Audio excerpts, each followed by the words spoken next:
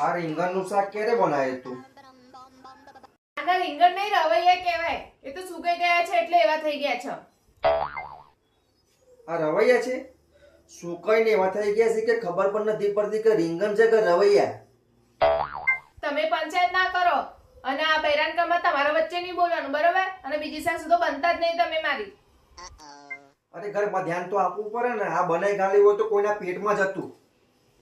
ખાવા સિવાય બીજી પંચાયત કરો ને. આ ખાઈ ખાઈ જો ને પેટ કેટલું વધારી છે.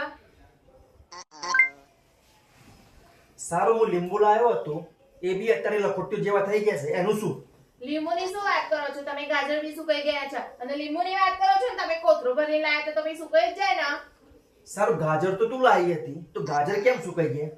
તમે આવી બધી પંચાયતો ના કરશો અને આ ઓગરવાળો તો કોઈનો નહીં હોય. ફ્રીજ ખોલીને જોવાનું કઈ શાકભાજી બગડી ગઈ છે, કઈ શાકભાજી સારું છે, એ બધી પંચાયતો ના કરવાની હોય.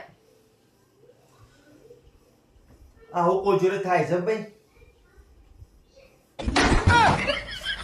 哎呦我的妈！